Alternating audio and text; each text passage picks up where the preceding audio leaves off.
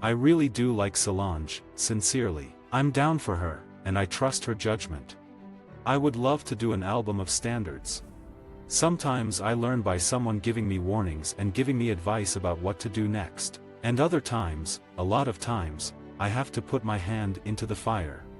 I just want to live in a world where I can tell a guy, this is the deal, I really want this. I really want you, but it's also not that deep.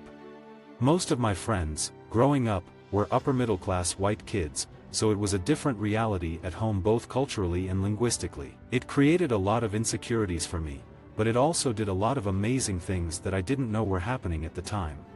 My music sounds like one synergist thing, one message. Growing up, Missy Elliot and Janet Jackson were definitely major references. I think the internet is more layered and complex than just hating it or liking it. I find it to be more purposeful to talk about the way that it's conducive for relationships and making connections. I've always had this commitment to not being in one thing. The goal is to blow the audience's mind. Seat at the Table has expressed real adversity, struggle, and also triumph and joy. I'm just trying to be honest about all the things that I dig in my music. It's not just this over here, it's also that over there. When I was growing up, I'm not going to say I listened to everything, but when it comes to vocals, I was really adamant about imitating all kinds of voices. I like to try out different methods to get to good songs. As a black woman, there's so much pride and communication through hair. It's naturally something that you are excited to embellish on and be creative about. I am your homegirl, at the end of the day, but I also feel very outside. So if you're finding solace in feeling outside with me, then we're good to go. A lot of white men in the music industry are promoting and participating in black culture in a way that is pretty careless. They want the currency of blackness, but they don't want the brunt that comes along with that. There's definitely a push and a pull to legitimize electronic music live by playing the same way that a band would play. I want to speak in the tradition of rhythm and blues and soul music, but also push how it's dressed and how it's delivered to the audience. And hopefully that gets embraced by as many people as possible, but the goal isn't necessarily to speak to everyone. The goal is to get it out as exact as it is in my head. I think I'm taking risks and putting myself out there. When I called Cut For Me a mixtape, I was thinking about a few elements. One is used instrumentals. The project is more centered around introducing you to an artist. It's not meant to be seminal. It's hi, hello, a thing that you first hear. When I was little, my parents would have these gatherings, and it was a common thing for me and my cousins to have to put on, like, shows. No one is making extraordinary things alone. They might be alone in their bedroom while they're recording or writing, but they didn't actually conjure that thing out of nothing, without influence, without assistance, without anything. I just want to shed light, illuminate and turn the spotlight over to all of the black people who have been being futuristic and innovative since instruments were plugged into a wall. With computers, machines, and music, black people have been contributing to that a great deal for a long time.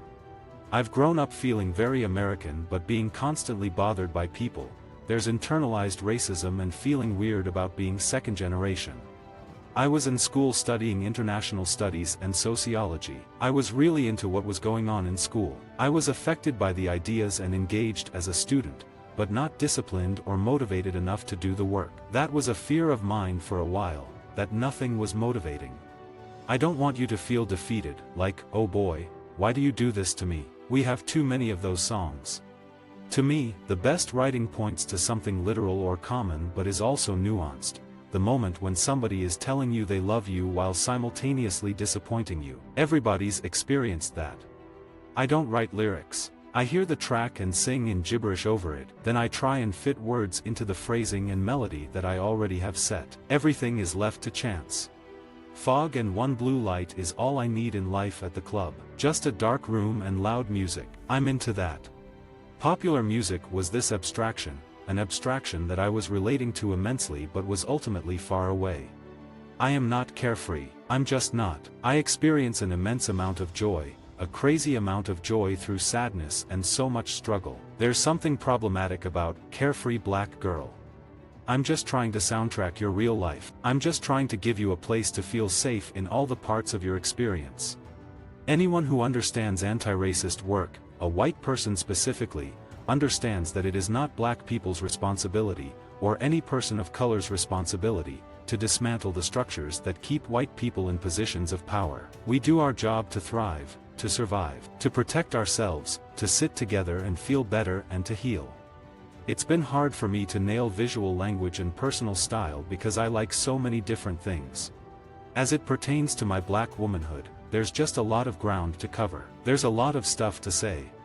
It's such a challenging time, and in my small way, I will make it so that other younger women, and maybe older women, will be able to do the things they want to do, and accept themselves and their experience.